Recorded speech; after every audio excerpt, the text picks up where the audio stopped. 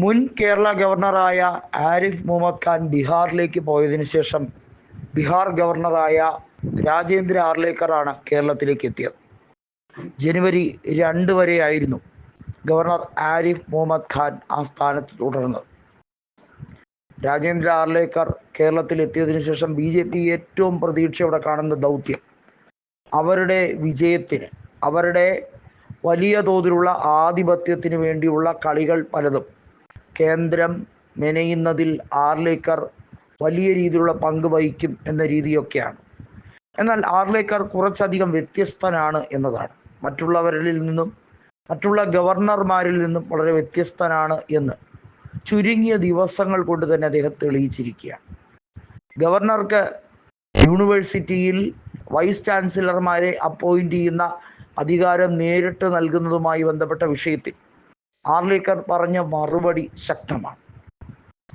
അതായത് എഡ്യൂക്കേഷനുമായി ബന്ധപ്പെട്ട വിഷയം, ഉന്നത വിദ്യാഭ്യാസവുമായി ബന്ധപ്പെട്ട വിഷയത്തിൽ അവിടെ പാർട്ടിപരമായിട്ടുള്ള കാര്യങ്ങളെക്കാൾ വളരെയധികം പ്രാതിനിധ്യം കൊടുക്കേണ്ടത് ഉന്നത വിദ്യാഭ്യാസവുമായി ബന്ധപ്പെട്ട് ആ ഫീൽഡിൽ തഴക്കവും പഴക്കവും ചെന്ന ആളുകൾക്ക് തന്നെയാണ്. നമുക്കറിയാം, വൈസ് ചാൻസലർമാരായി നിരവധി ആളുകൾ, മഹാരഥന്മാർ പല യൂണിവേഴ്സിറ്റികളിൽ ഇരുന്നിട്ടുണ്ട്.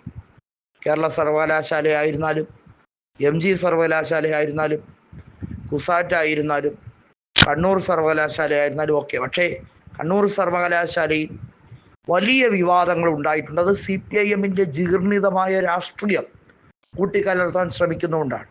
SFI എന്ന വിദ്യാർത്ഥി പ്രസ്ഥാനം സോഷ്യലിസം എന്നും ജനാധിപത്യ വ്യവസ്ഥകൾക്ക് അനുകൂലമായി പഠിക്കുക, പോരാടുക എന്നൊക്കെ പറയുമ്പോഴും വാസ്തവത്തിൽ അവർ ചെയ്യുന്നത് കാടത്വമാണ്.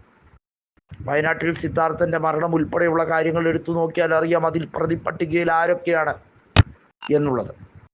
CPIM സംഘടനയുടെ പോഷക സംഘടനയായിട്ടുള്ള, അതിൻ്റെ യുവ നേതൃത്വമായിട്ടുള്ള ഈ SFI എന്നത് കുറേ കാടന്മാരുടെ പാർട്ടിയാണോ എന്ന് പോലും സംശയിക്കേണ്ട സാഹചര്യത്തിലേക്ക് അതപ്പതിച്ച് നാണം കെട്ടിരിക്കുകയാണ്.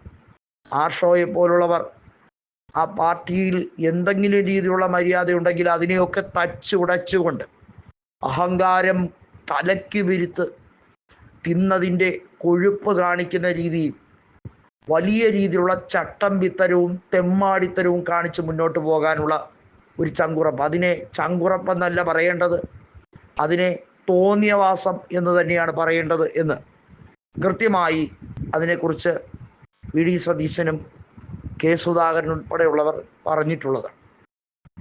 ഏതായാലും രാജേന്ദ്ര ആർലേക്കർ ഇവിടെ എത്തുമ്പോൾ വൈസ് ചാൻസലർമാരുടെ നിയമനവുമായി ബന്ധപ്പെട്ട വിഷയത്തിൽ ആധികാരികമായി കൈകടത്തുമ്പോൾ SFIയുടെ മർക്കട മുഷ്ടിയെല്ലാം തച്ചുടയ്ക്കും എന്ന് വാസ്തവമാണ്.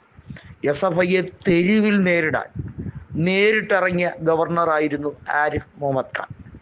അദ്ദേഹത്തിനെ രാഷ്ട്രീയപരമായി കൂട്ടിച്ചേർക്കുന്നവരുണ്ടാകാമില്ലായിരിക്കാം, പക്ഷേ ധീരനായ ഒരു പോരാളിയെ പോലെയായിരുന്നു ആരിഫ് മുഹമ്മദ് ഖാൻ നിന്നത്.